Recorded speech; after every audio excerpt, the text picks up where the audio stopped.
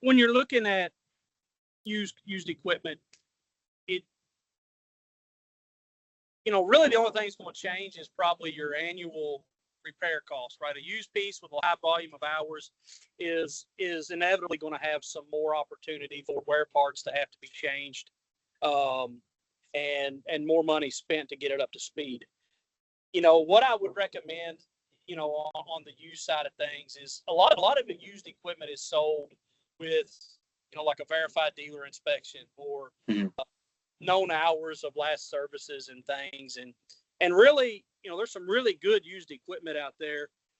And when you get that used piece of equipment, the best thing that I can tell a grower is, hey, get that operator's manual of that equipment. Understand the maintenance intervals. Understand where that piece of equipment is at in its kind of stage of life, right? Go through and do a very thorough PM360 inspection or a very thorough inspection on your own as a grower, and make a list of those items that I have to fix this year to get through harvest, the items that maybe I need to fix, and the items that, hey, this is in really good shape, it'll go a year. And really focus on the working capital that you have to put in that machine, and see how much of that you can do to get it up to, repaired back up to as close to like new or usable condition that you can afford. And a lot of times that can help reduce the amount of downtime that you have when you go the used route, right? Because there are a lot of good opportunities to find a used machine cheaper than costs the new. But if you're going to have to go into it putting X amount of money in it, hey, it becomes easier to manage and still keep the uptime.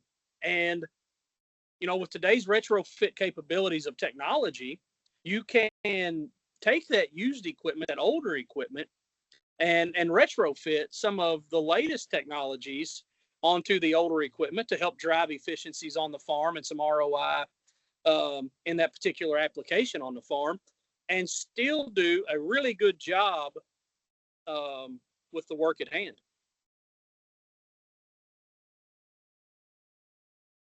There's things that the consumer can ask for.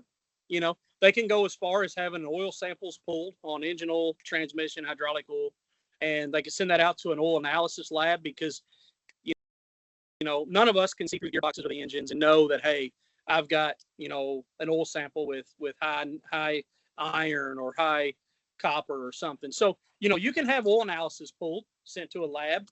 A lot of times the dealers will share the background, the history, the repair history of the tractor, combine, whatever. And oftentimes, if the consumer, if they request an inspection, that dealer itself will do it, or we have actually went kind of as a third-party consultant before and done an inspection so that they get a non-biased opinion of the equipment. And that's another real good way to get a true answer of how that piece of used equipment is being presented.